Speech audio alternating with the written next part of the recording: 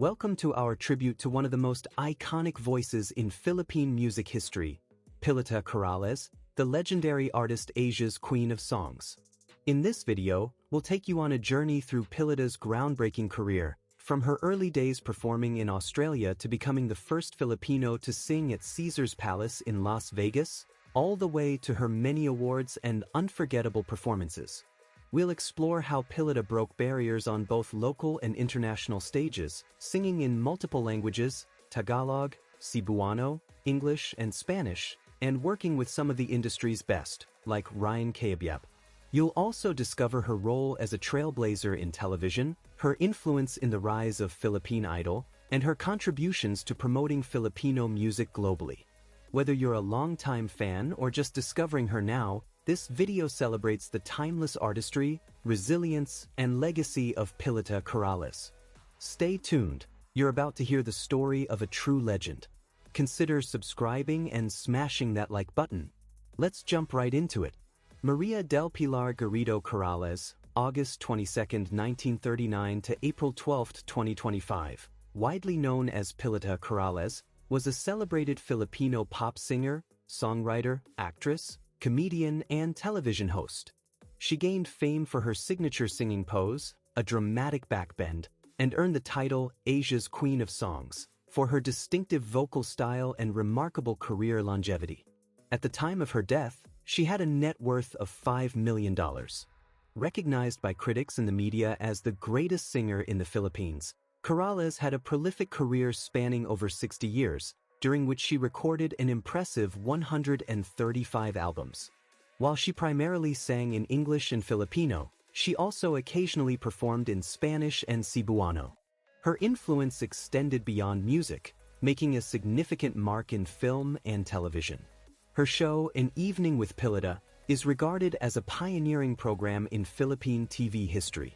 Corrales was honored with the Lifetime Achievement Award by the Philippine Association of the Record Industry, PARI, for her efforts in bringing Filipino music to an international audience. Known for her melodious voice and unforgettable style, she emerged as one of the country's earliest music superstars and became one of the first Filipino artists to top the Australian pop charts. In 1963, her hit single A Million Thanks to You achieved major success, becoming one of the few local songs to top the Philippine music charts during the 1960s. Her international recognition grew further when she won at the first Tokyo Music Festival in 1972, making her the first Filipino to receive such a distinction.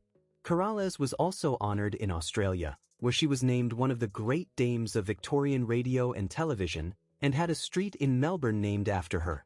In recognition of her lifelong contribution to Filipino music, she was awarded an honorary doctorate in music by the University of the Visayas. Her legacy includes a series of beloved songs such as Kapantay Ay Langit and A Million Thanks to You, both of which are now considered timeless classics. Early life. Pilita Corrales was born on August 22, 1939, in Lahug, Cebu City, to Jose Corrales de Zaragoza and Maria Garrido Manzano, both of whom were prominent Spanish Filipinos from well-regarded families in Manila. Her family included notable figures such as her cousin Annie Corrales, who earned the title of Miss Philippines in 1957 and later married businessman Eddie Woolbright. After completing her education at the Colegio de la Inmaculada Concepcion in Cebu, Pilita furthered her studies in Spain at Colegio Mayor de Padre Poveda, a finishing school known for teaching social graces and refinement. Personal life.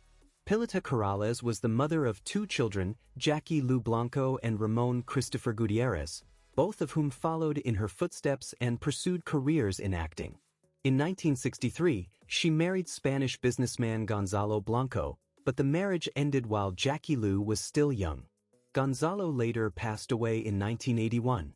Her second child, Ramon Christopher, was born in 1971, and his father is the Filipino actor Eddie Gutierrez. Ramon went on to have a daughter, Janine Gutierrez, making Pilita a grandmother to another prominent name in the entertainment industry. In addition to her two biological children, Corrales also adopted a son named VJ.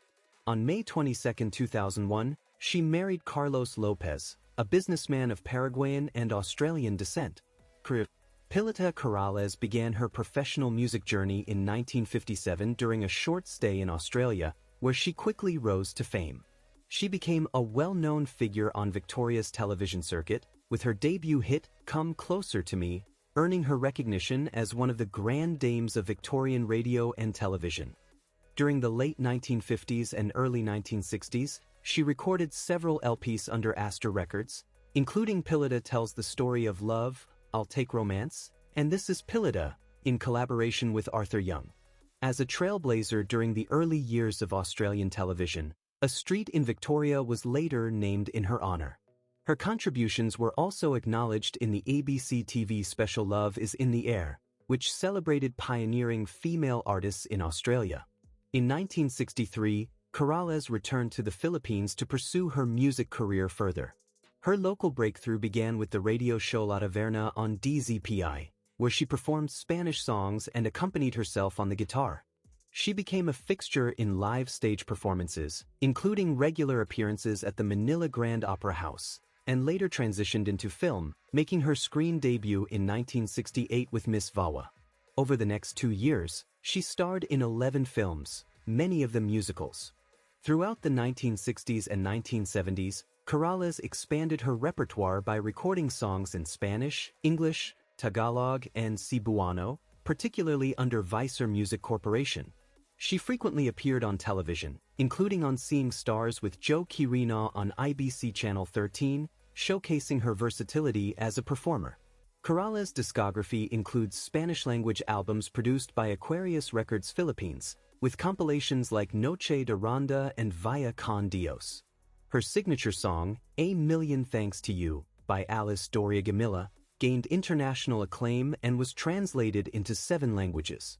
She also brought to life compositions by renowned Filipino songwriters such as Danny Holmson, George Canseco, Willie Cruz, and Ryan Cabiab. One of her most iconic contributions to Filipino music was her rendition of Kapante I Langit.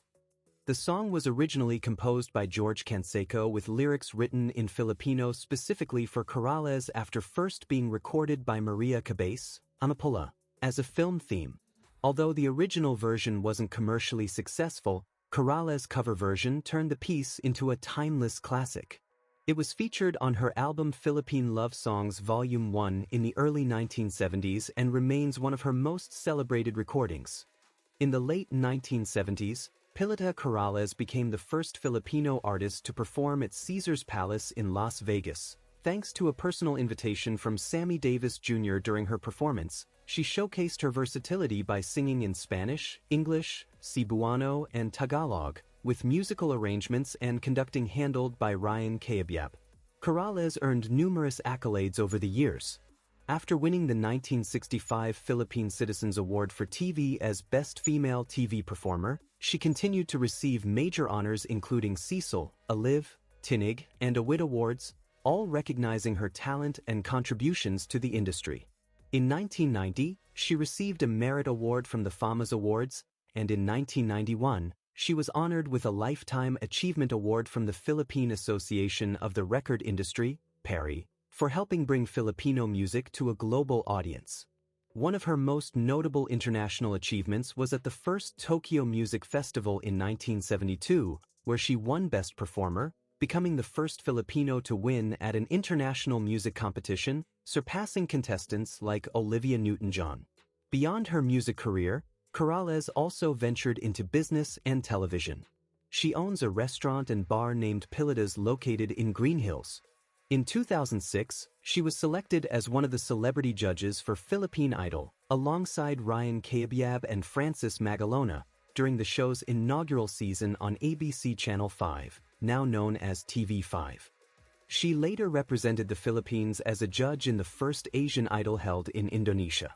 Announcement of passing and cause of death.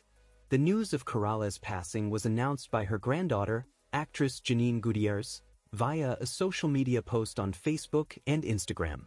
The announcement, made earlier on April 12, 2025, expressed the family's grief, stating, "It is with a heavy heart that we announce the passing of our beloved Mami and Mamita, Pilita Corrales." Gutierrez highlighted Corrales' impact, noting, Pilita touched the lives of many, not only with her songs but also with her kindness and generosity. She will be remembered for her contributions to the entertainment industry, but most of all for her love of life and family. The post did not disclose the cause of death and requested prayers and kind thoughts, with further details on memorial services to be shared later. The consistent finding across all sources is the absence of information regarding the cause of death. Articles from major outlets such as GMA News Online, Rappler, and Philstar.com explicitly state that no cause was announced, suggesting a deliberate choice by the family to maintain privacy.